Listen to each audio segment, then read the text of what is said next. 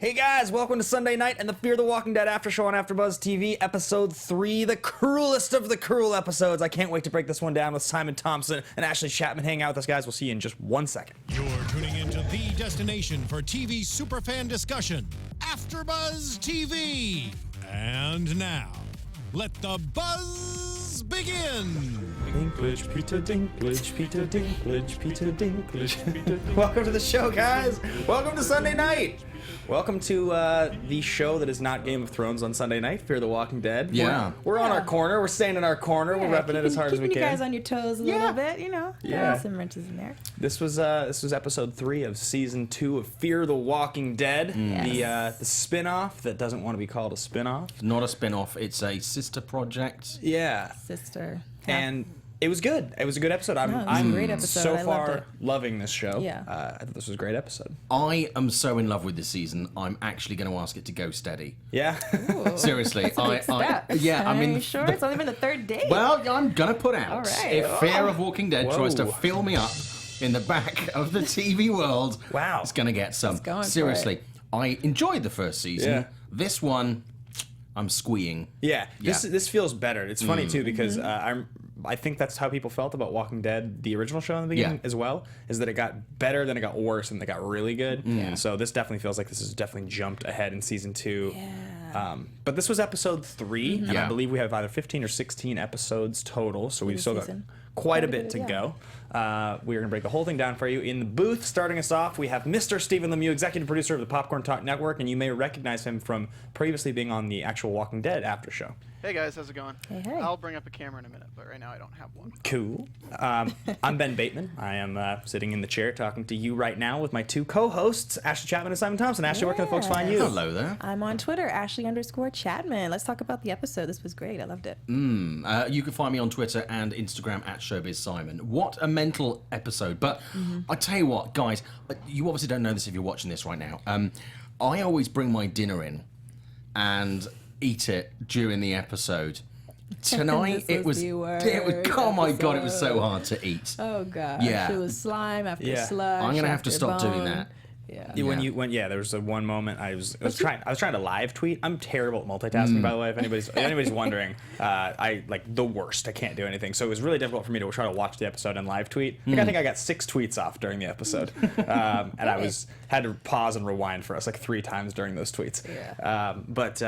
But anyway, this was totally awesome. And if you guys want to follow along and jump on any of my social on Ben Bateman Media, but let's start with where this episode started off, and that is that there's a man or a dead man or a zombie, and he's stuck. He's stuck in some sort of processing engine type of deal. Am I to understand that guy was the one that was in the boat with them? Yes. It was him. Okay, great. Yeah, it was the same shirt. So Travis is just like, I'm just going to be a scuba guy all of a sudden. Right. Yep. Just like, that seems terrifying to me. If I was in his position, it's like, oh yeah, I'll just, throw on the wetsuit and the oxygen and just go into the boat in the middle of the night with a flashlight. And totally cool. It's got to be done. Like, I mean, it's great to have that suspense, but there's so much about this show. I'm watching it, and I'm like, practically speaking, this would never happen, right? We'd go down there, we'd have some type of weapon, we'd have something to defend ourselves, we wouldn't be going down there, there's walkers in the water. Like, come on, guys, You guys sound like you've done this before. yes. Yeah, we have actually. Oh, yeah, we've all on the been weekends. there. On the Yeah. weekends, Cool. we do, walker survival camp. But no, seriously. And then, with just other parts of this episode too, it's just like, come on, guys.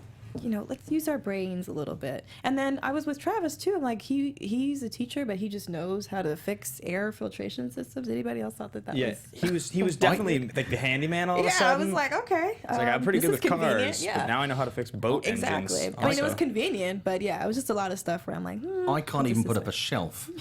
Yeah. I would have been so useless. Same Like same IKEA, Tonight's you're like, episode. yeah, It's I know, like, right? yeah. Well, Yeah. I think what they were showing was that he can look at instruction manuals and figure things out. Because even he was saying that wasn't like his forte. I was surprised they didn't go with the shark route, because you have a dead body underneath the boat, bleeding everywhere, and he's scuba diving down there.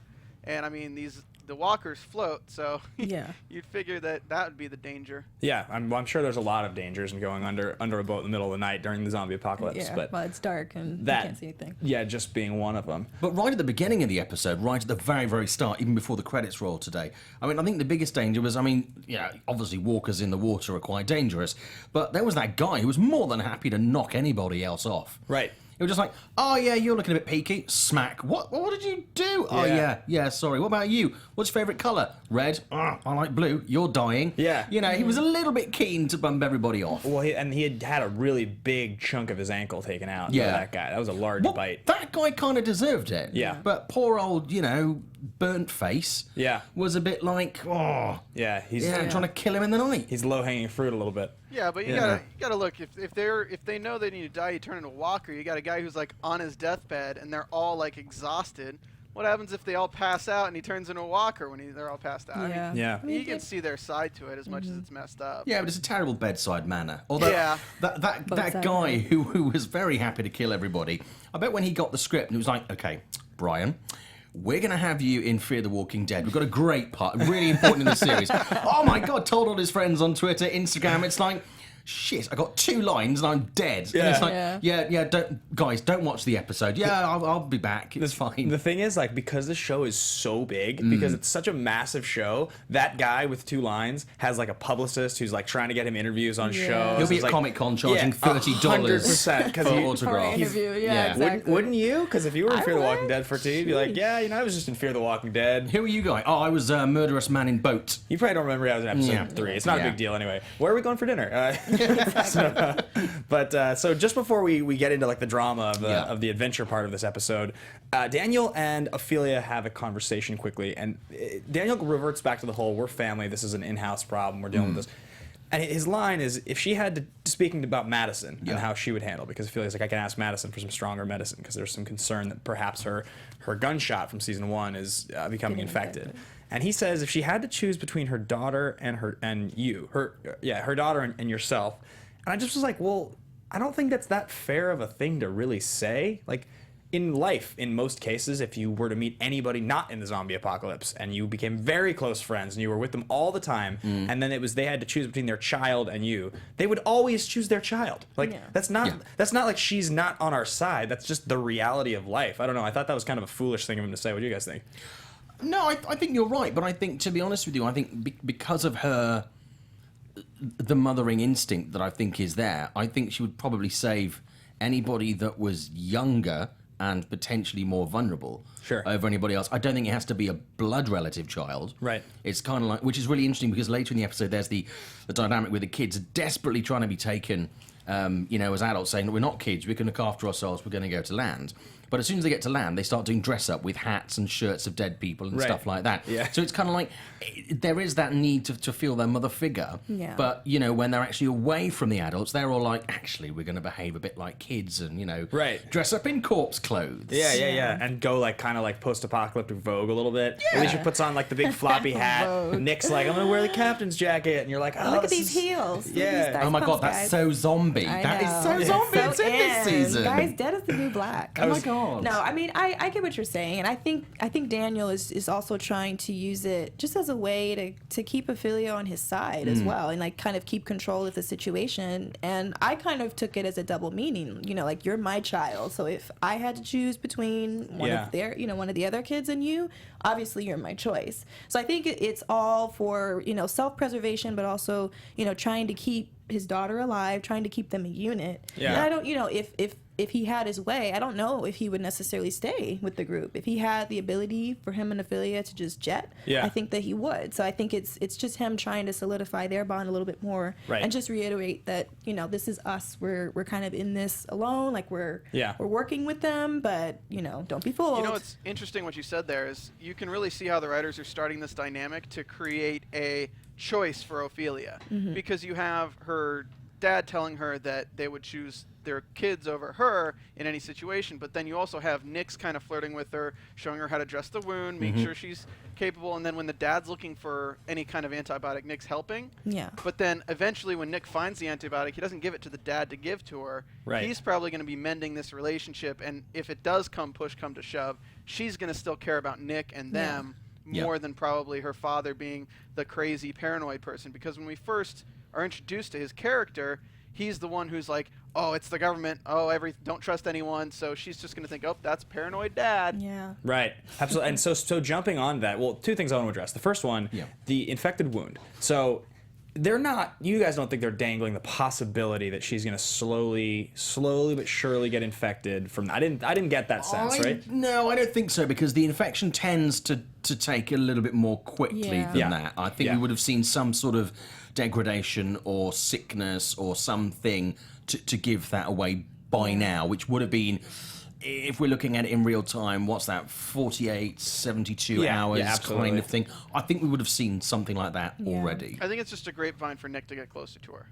So it's like a plot point. So then on that note, look, as a TV review guy, like, you hear the phrase ship a lot. People talk about ships, especially I do a CW show, and that gets to talk about ships all the time, right? And that's the characters that you like to see together. I'm not usually much of a shipper.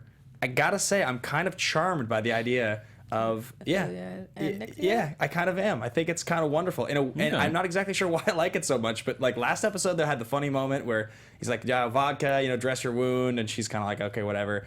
And then just now when they're sitting down, there is totally a flirty thing going on. There's a real chance they're gonna go there. Dave Erickson told me when I asked him about Alicia Debnam-Carey and the actor Lorenzo who plays Chris, that would never happen. So that's ruled out. So that if we were going to have a romantic relationship, I wonder if it would be these two. It's very sad to think of that, though, because if I look at it from like the perspective of, as characters, they should get together, right? That's cool. Like, they have great chemistry, they're flirty and stuff. I still don't think. I mean, Nick is so. He has so many machinations. Like, he's always doing stuff and he's trying to get ahead. So he may be trying to get on her better side for, the romance or whatever, but push comes to shove, he's not putting himself in danger for her. He's not going to give up his life for her. So it's definitely not love. Well, unless of course it just developed in that direction. It's still early on. I mean, they could have. The other interesting thing about that is that it doesn't just have to be simple romance. It could actually be more intelligent than that, and they could just develop like a really close friendship through this, which would probably be more interesting, as if it took them a long time to get there. Well, it's splitting the audience. I mean, looking at the chat, by the way, I'm looking at this evening while the show's on. People are saying, this is from Just Another Average Fangirl. I really don't like the idea of Ophelia and Nick. Okay. Winterwolf 915, I ship Nick and Ophelia. Right. Winterwolf 195 says there is some chemistry. Moldova 808, Hashtag nophilia. They're not going to feel your Ophelia. Yeah, but I think that romance, if there is going to be a romance between them, I think that relationships in this show, very similar to The Walking Dead, it's not going to be your typical romance love story. So if they are going to be in some type of relationship with one another, we don't know if it's going to be a long-standing relationship. Right. We don't know how it's going to progress. I mean, they're in the zombie apocalypse, so how. I don't think it's going to be a Maggie and Glenn situation. Could be more of a Daryl Carroll situation where they kind of hint at it for a long time, but it never really goes there. Or because they're just in such close proximity to each other. Like, once we get on land and all the craziness with that happens, like, are they really going to still feel that strong flirtatious connection or whatever there is that they're feeling right now? I think it's just because they're close and there is some type of attraction there that it kind of fits. But again, relationships, I mean, you can even see it with Travis and Madison. Like, relationships in this show, they're going to be very strained, very complex. It's not going to be a simple, I like you, you like me, mark yes or no, or maybe so, type of thing. Well, I'm also interested to see what happens with Maddie and Travis, because they almost had a sex scene at the beginning of the episode. Almost, yeah. They were just, and then there was a noise that disturbed them. Yeah. But it didn't seem like it was. It seemed like it was almost. It didn't feel like it was because they wanted to have sex. Yeah. It was just functional and almost like a connection to just being a human being. Yeah. I thought about this. I just want to feel something, so I will feel you. I thought about this when I was watching that scene, and I was thinking to myself, the world goes to hell. Yeah. Zombies come out of the woodwork. Most people lose their family or their partner. How lucky would you be if weeks later you're on a luxury yacht in a bedroom with your significant other or wife, alone, and in a situation like that where you have like clean sheets and you can like have a moment and make love to your significant other? That's so rare. They're like in the less than 1% of the whole world in getting to experience that in the zombie apocalypse. It's a hallmark moment. Well, you also have to look at what they just experienced, because this episode's right off the heels of them seeing an entire family tear each other apart. Right. Yeah. So, I mean, they probably kind of look a little bit higher on the position they're in, and not to take it for granted. Yeah, I read it as functional, but I also kind of read it as, the two of them sort of coming down from just the craziness of having to deal with all these situations. Like, this is the first time that we've really seen them alone in a situation where they can be kind of intimate with each other. And I think it's a lot of emotions there. It's fear. It's, anxiety. It's them just kind of wanting to release a little bit. And that's what happens when you do that. So I saw it as that, but I also kind of saw it as them having kind of like a moment where they could just be themselves the way that they were before all of this happened. And so it was actually kind of nice until they were interrupted and they looked very upset. Mixed reaction on the forum. Just another average fangirl. That's sexy. That's all that says. Not the average fangirl. Was it even one? Someone else, yes, creepy old people scene. Hey, they're not that old. Yeah, so people saying yes, it was definitely awkward. So, yeah. All right, so a couple of things really quickly. I want to move on to the section of this where we bring everybody to the beach, and obviously we get to play dress up and have some awesome stuff going. But before I do, a couple of things I want to point out. One, what would the ship name be for Nick and Ophelia? Because you always have to combine the two names. So, I mean, Nophelia makes sense.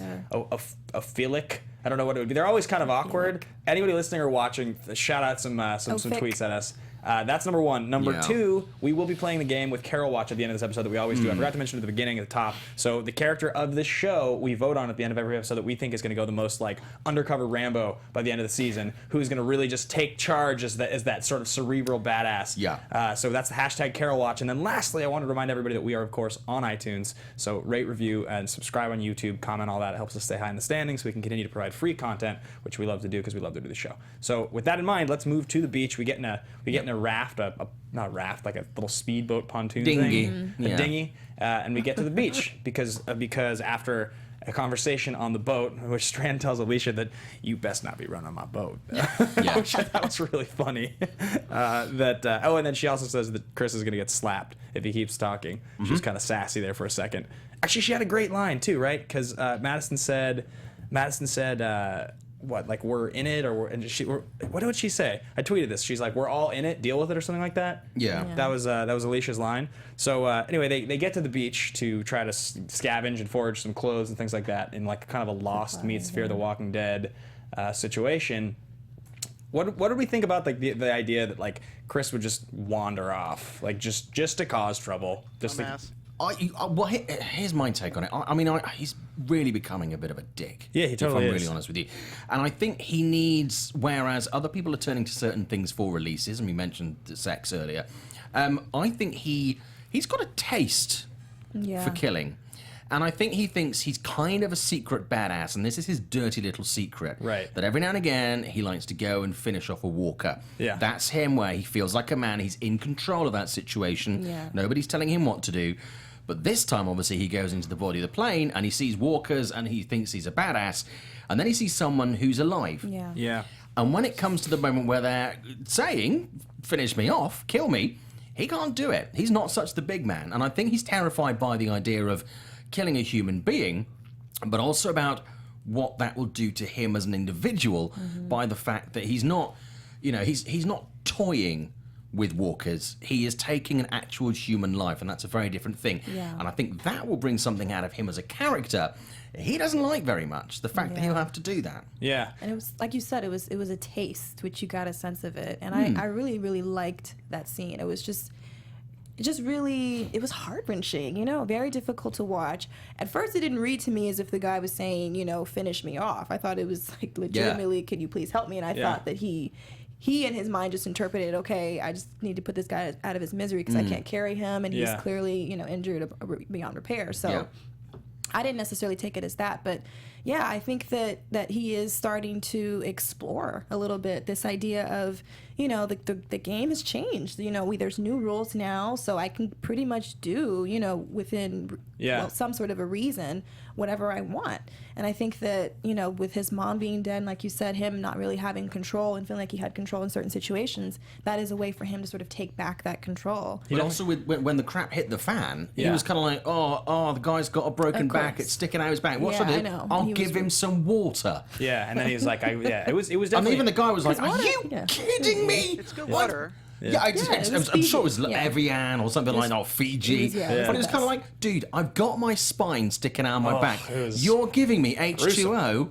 worst first responder ever. Yeah. Well, I think what's really interesting about this character development for Chris, at the very least, even though he's getting annoying that he's just walking around and just blowing off the rules and being devil may cry attitude, is the whole reason he was upset and kind of got into this mood is because his dad killed his mom because she was bitten and basically saving him. So his dad used that as I'm saving her from this fate of becoming a walker. Yeah. So now, if that's his first mindset of the apocalypse, this is just kind of taking it to the next step. He puts the walkers out of his misery at the gate, and now he's taken it up to the next level of saving people by killing them. Because even if the guy maybe didn't mean help me by bashing my head in, Chris's experiences through this show have been, let's help this guy by killing him, like my dad helped my mom by killing her.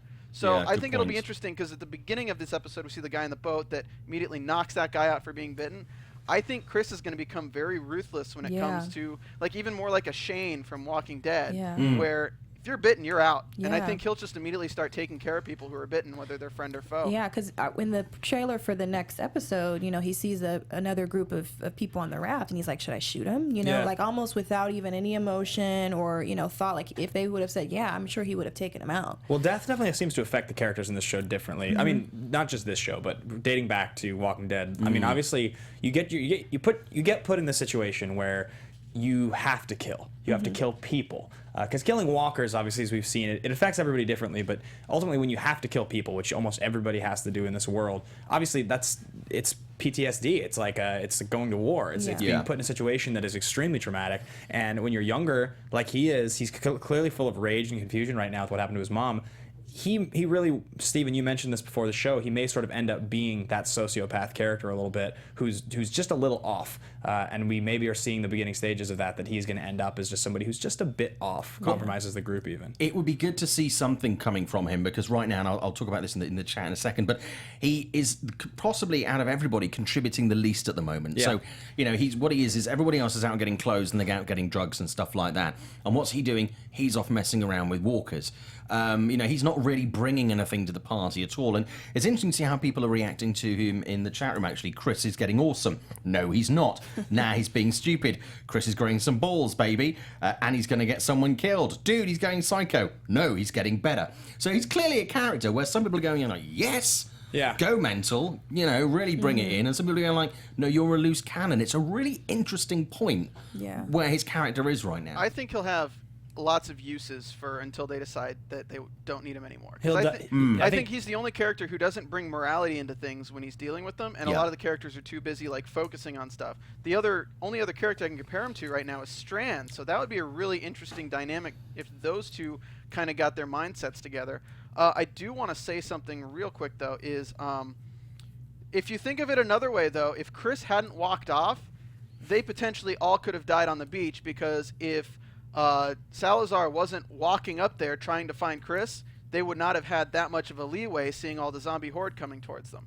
So, I mean, you can look at it 2.5 ways or the other. They're like, the fact that he was looking for them made them more aware and able to warn everybody that there was 100 zombies coming towards them. I think that was chance, though, rather than anything it was chance completely, but you can look at two sides of the coin with this. You're right. Sure, I mean, that's that whole, I put you in danger, but I saved you, but you wouldn't. You're right. It's that whole idea. So anyway, speaking of who's becoming a badass, I do want to stay on the beach, but I want to make note of this because early on, Madison's having that conversation with Strand. And Madison, to me, is the character that is, like, pretty clearly mentally shifting the quickest. She's taking control. She's figuring out how she wants to handle things. And she's the one...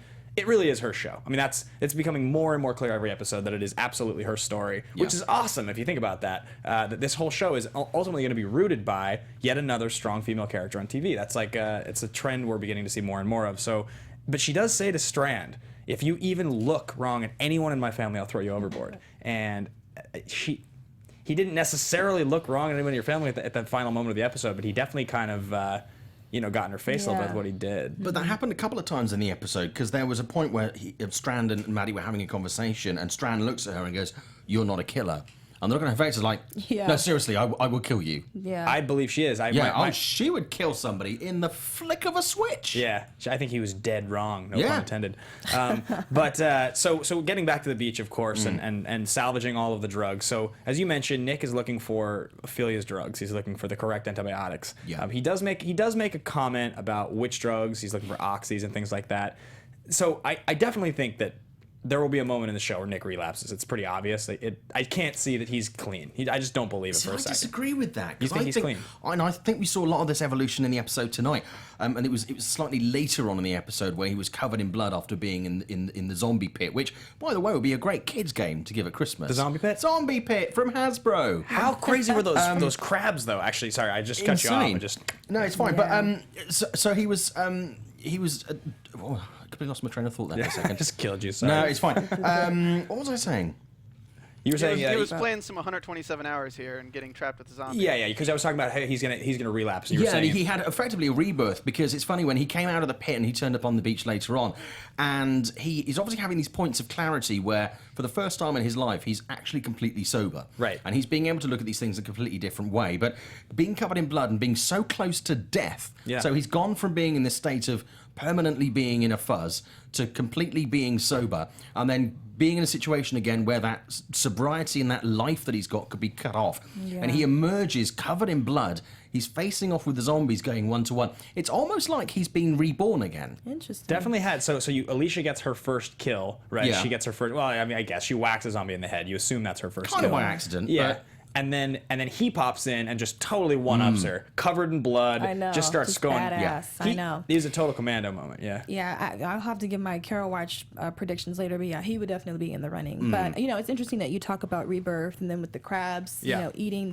the walker, because the title of this episode was Ouroboros, which I looked it up, and it's actually an ancient symbol depicting like a serpent or dragon Yeah. eating itself. So it's kind of depicting Interesting. like eternal return or recreating yourself. Okay. So there were a lot of really cool moments where they sort of alluded to that. And I think that's a really great motif, I guess, to bring up for this show, because there is a lot of rebirths, or there's a lot of people like coming into a new creation, a new self, in the midst of being in the return of all of these, living dead people. Right. But yeah, no, I think it would be interesting. It'd be interesting for the Nophilia or, O'Flick relationship if he does relapse, because, that would obviously be a really bad situation for any type of romance or whatever for them. Yeah. And it would cause, a little bit more drama for them, because it's like, is he going to choose to, is he going to revert to his old habits where he chooses himself and his addiction over his family and everybody else, which at this point, that's a really terrible,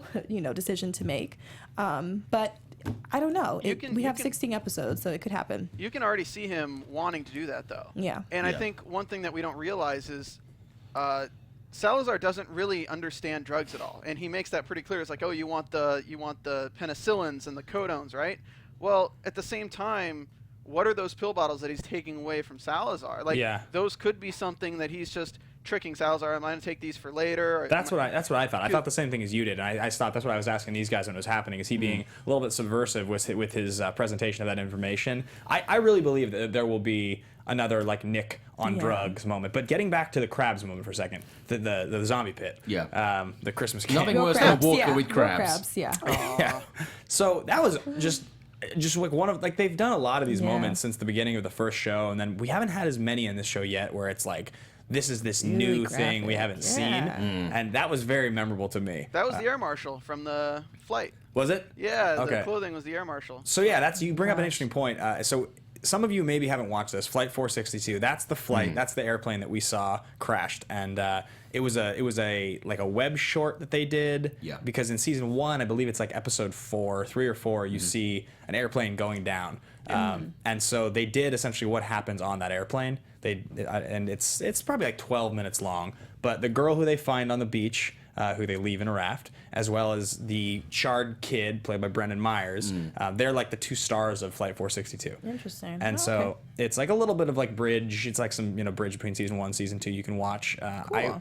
I'm surprised that, like, I would think they would show it on TV. I would think that they would have it as part of an episode. but I guess not. I think either, maybe perhaps not on TV, but I think we could very much, when this hits home entertainment, Yeah. I would be not at all surprised if that is all on there, and possibly some other stuff to build around it. Yeah. Just to flesh out, pardon the pun, these characters a little bit more, because I think we've got more to learn about them in the season. Yeah. But I think just to help fill in the blanks, and obviously, you know, when I spoke to Robert Kirkman a couple of weeks ago, you know, they are already planning season 3. Yeah. They've already mapped that out, so I think there's going to be some continuity there. So that might work in that position. Yeah, Do you and think they're going to flashback to him finding out that the blood detracts from the zombies, or do you think that's just going to be like a dialogue between him and maybe Alicia saying how he figured it out? probably just a dialogue. conversation, I would guess, because I think that's Flashbacks, I'm not sure would work as a MacGuffin in the episodes, because they haven't used flashbacks yeah. much, sort of really proper flashbacks Yeah. in The Walking Dead. Yeah. And I think to try and put it in here, I think it would work better as dialogue Yeah. than anything else. I can just imagine the flashback too. You know, it's like windy and dark. Yeah. Yeah, right. Yeah, I was alone, Yeah. just me and the walker. You Yeah. know. Did I ever tell you about the time that I Right. realized the Walker blood was really Yeah. not a good thing to have? I mean, obviously it's like a decision, or it's a realization that anybody in this world has at some point early on in the zombie outbreak, is that if you cover yourself in zombie guts and blood, you'll be good. fine, as a camo decision. Well, there's the phrase "getting your hands dirty," which is Yeah. often used with things like this, but this is the episode where people are quite literally getting their Yeah. hands dirty, Dirty, where yeah. Travis was, you know, elbow deep in zombie guts. Shiitake mushrooms. Yeah. Yeah. And it was just like, it was grim. And it, you know, obviously we've spoken about, you know, blood on face and blood on clothes and stuff like that today. Yeah, it is really the case where they come physically up close and all over them with the walkers, rather than just facing them as a physical Yeah. entity. So this really is, you know, the nitty gritty today. Yeah, definitely, and it's and so they get the girl and they start running back to the boat. Yeah. And she says we have to make a stop. So this other kid who he seems like he's dying. I mean, and those were the two characters they focused on the most in Flight 462. So you have to assume they will try to find a way to use them and give us more story with them. But I mean, Steven, I was just talking to you before we started, you were saying that you think that they're going to use both. I think that kid's dead. The kid played by Brendan Myers, the burned kid. No, I don't think he's dead at all. I think it's a good thing to not be that predictable. Yeah. 'Cause, like, I feel like he would die fairly easily. She's already protected him from one thing.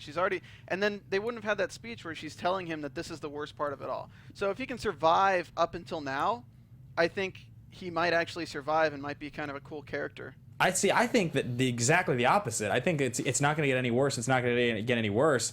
And then, it's absolutely going to get worse, because the worst case scenario in this world is she just die, because that's what everybody dies. Everybody dies in this world. So to me, I was just like, that is so cruel. Strand comes down, he cuts that rope. We may never see those characters again. That might have been the moment. And I would not be that surprised if that's the moment. Now, you could be right. Maybe there's a mutiny. We saw some scenes from next week, and they go back and they get him. But I also wouldn't be that surprised if it's like, I'm taking care of you. It's going to be okay. It's going to be okay. We've come this far. Not at all. We're just both dead. Sorry, go ahead. They do a good job in the Walking Dead series, and Robert Kirkman as well, because he's taking a lot more strides in this show. It's a small world. I really think that whether or not they go back for him, a few episodes later we could run into them again. Yeah. There's only so many survivor enclaves at this point that are safe, I'm assuming. I'm sure there's still some that are held out by soldiers. That if they end up in, and I know like we don't talk about the scenes from next week, Alicia, Ashley, you mentioned it a little bit, that we see them in a campsite somewhere, and if they're taking in survivors or sending out a message, what's to say that Alex and the kid didn't get put over there too? Yeah. Alex and the kid, you mean Seth or something? Yeah, the people in the boat, they cut off. Yeah. Oh, okay. I was thinking that too. I mean, the way that they set it up, and like now that I know kind of a little bit of the back history that they did the whole short film and everything like that, it would make sense to use them a little bit more and kind of add to the suspense and the drama. And so if it's not the very next episode, I think it might be, it might feel rushed, you know? It would probably be like maybe another 3 or 4 episodes in, which would be interesting. Talking about characters that we've cut off. I mean, Jack, of course, from the radio, from just, you know, an episode or two ago. You know, that We suddenly haven't seen disappeared. him. Yeah. He'll come back. I mean, But- we have to assume he's the guy who's chasing them. He's the guy who's going to find them. Which is so heart-wrenching, you know, like when all of them having to make that decision and Travis kind of stepping up, you know, and saying that they don't even have to get on the boat. Like just her expression, I just was, my heart sank. I'm like, wow, this is our humanity now, you know. Yeah, well, Strand is the only character so far that we've had that is truly like just an absolute 100%. Ready for this. Yeah, and what's the word I'm looking for? He's the pragmatist. He's absolutely pragmatic. Everybody else is kind of getting there, or they're on the fence about it. Madison and Travis seem to be understanding it a bit more. She does say, "This is the best I can do," to Alicia, when Alicia's just like, he's dying. But I mean, I don't. As much as like Strand is correct in being pragmatic about it, he's correct in the sense that yes, he could turn. This could be dangerous. Why do we want to take on extra passengers? That attitude doesn't work in this world because you can't be that black and white about it. Yeah. It's too early on. It's a case-by-case situation. But if I can make a prediction real quick here based on everything that they've been leading towards with Strand's character, I mean, I'm going to go ahead and assume that, yes, that place exists in Baja. How many people can he bring in with him? That's the thing, is like, because as much as it might tug at his heartstrings, he knows that there will come a point where it's going to be him and maybe 2 other people that can go in, and the rest are dog meat anyway. So why is he going to bring more people on when he's just going to have to tell him he can't bring him in later? Well, we talked about this last week. This was your prediction, I think, right, Simon? That you were thinking that he knows exactly the number that they're going to allow into this compound, this protected compound. And that's why he's being so particular about it. And there was a bit of dialogue that really struck me today, where he says the real danger is out there: the strangers, the people, and the friends. Yeah. And I was like, well, those are 3 very different groups: people that you don't know, people that you do know, and people that you trust. Yeah. And yet all of those are equally the dangers. So I think, definitely. I love when he says to Madison, "You're asking me to trust you infinitely more than you trust me." Yeah. Which was great. It's totally true. She was being a complete hypocrite about it. But I think, do you guys want to get into predictions? Should we get predictions? Let's do that. Let's do it. And now, your AfterBuzz TV predictions. That was great. The camera's up. I can't go into the soundboard. That was wonderful. Yeah. Great. So yes, predictions. We will get into predictions here, and one of you guys want to jump in first? We're also going to do Carol Watch. Stephen, you can have a seat on the Carol Watch panel this week if you'd like. Well, here's where I was. I thought that we were really gonna be looking at losing Chris very near. But you don't think so anymore? I don't think we're going to do it because there was a point where he was on the beach with Alicia, and she was checking about him being covered in blood, and she doesn't know about his previous kills. Right. So I think there's something that's going to be explored within that relationship where she's going to take some sort of opinion on where he stands with that, either see him as a hero or see him as an abhorrent individual. Yeah. And there's going to be some confessions around that. So I don't know where that's going to go. I think we can see and someone commented on this in the chat room, is that we can see Travis's Rick beard coming out now. Yeah. You know, and I think, where there's stubble, there's trouble. So I think that's trouble. Yeah. So I think there's that. So You're predicting the beard? I think but I think we're going to see something very closely between either Maddie and Strand, or Salazar and Strand, because again Salazar said basically got Maddie to go and do something because if he said it to him, he would not be very polite. So I think those are going to be the powder keg points over the next couple of episodes, I think. I think that Chris is going to save everyone. You think so? Because looking at the scenes from next week, we see it's kind of a hostage situation. Probably people from the survivor camp are trying to gather up as many supplies and survivors as possible and maybe bring their boat in and because of course, as much as the boat's great, it has the water recycling unit. So they're going to want that on land too, so they're going to use that boat. Even if they bring him into camp, let's say Chris is the young kid, they don't seem very threatening, and everyone's tied up, and Chris is probably the one that goes and murders everyone who's holding them hostage. And it's a real a moral change one where everybody kind of looks at him like, thank you, but you're psycho. Yeah, I think that's going to cause kind of a rift where Strand is going to appreciate Chris more, and we're going to get a weird dynamic between him and his father. But at the very least, he's going to come into his own as this person who is kind of the Lynch, the clutch character, and I think that's why he's my Carol of the week. Because you're going Chris is Carol Watch. Yeah, I'm going to go Chris Carol Watch because I think that with what he's done now, nothing's going to faze him with taking on people that want to cause violence towards him. Yeah. So I would go. I had the same feeling. Obviously, we talked about this with Chris. He seemed like the most obvious character to die. The most obvious character to die this season for me now feels like it's Salazar. That feels that feels like he's going to have a big arc. He'll be very important, but he, to me, would be like the easiest character for them to kill. As far as Carol Watch goes, I kind of want to give it to Madison this week. I kind of more and more am just feeling like she is really going to take charge. She's really going to come into her own. I would say Nick, but he was never really that like meek or scared of a character in the first place. So it feels him covered in blood and taking charge didn't feel like as big of a stretch.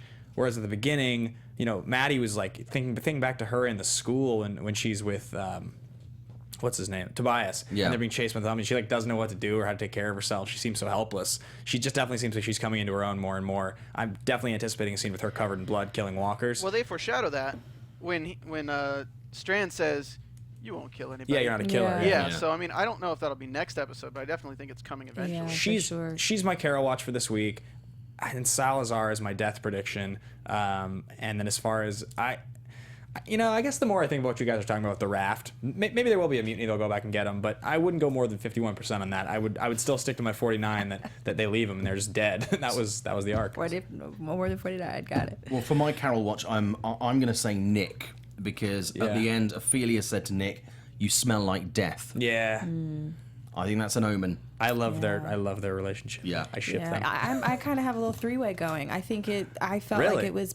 I feel like they all, Nick, Chris, and Madison, they all had really great moments where they open it up to a little bit of foreshadowing. I mean, obviously Nick with the blood and "You smell like death." Chris with, him coming out and talking to Alicia, and he's basically like, "No, it's fine. Like, I'm covered in blood," but just the look that he had on his face, like, you gave a really strong sense of, no, this is like kind of who I'm becoming now. Like, no, it's cool, it's fine, and kind of covering that up, kind of like what Carol did and does. And then with Madison, of course, her being on the boat and sort of going head to head with Strand, which at this point is really the only person that he allows to do that, So I think a little bit of a weird respect thing going on, and I think he recognizes her sense of strength. Yeah. While he doesn't fully trust her, and it's a very weird dynamic. Yeah. But I think that of all the people on the boat, the only reason why he didn't cut the rope sooner or not even let them let them tug on in the beginning was because Madison kind of stood up and kind of made those shots. So all of them, they had really, really great scenes where I could see a path of them leading down to Carol Watch. And then as far as predictions for the rest of the show, I'm sensing like something is not going to be right with Baja. I'm thinking that maybe none of them actually even get into this fortified place. I'm thinking something crazy happens where it either gets compromised or already is maybe walkers or they just don't get there in time. Yeah. So I'm thinking that probably won't even be an option for the rest of this season. Well, that's what we think. In the chat room, people are saying Winterwolf 915. My death predictions: Chris 1, Travis 2, Ophelia 3. Okay. Not the average fangirl. What if Carol Watch went to Travis? Just another average fangirl is Madison is more of a Rick. So interesting. Also here, I have this weird feeling that Alicia is going to die this season. That's from Hissian 400. I don't think that. I will guarantee you that doesn't happen. No. And someone said that Ben will join Negan. Ben will join Negan. So Okay. So apparently you're the very evil dark red herring. I want to throw something out real quick. It's more of a long-term prediction, but I think that Nick right now is not on drugs. I'll say that. I'll say Nick right now is not on drugs. Yeah. He needs a dark secret. One of our characters need a dark secret that kind of pushes them towards a dramatic standpoint. And I think that's Chris, right? No? No, because I think Chris, he did that, but it's not anything that affects them really. Yeah. I think based on Ophelia and her father's conversation, Ophelia will take Nick's side, and it'll put her in a situation where Nick and Ophelia are alone. He'll cause her death somehow, or won't save her. It'll make him have a secret, which will force him back into drugs.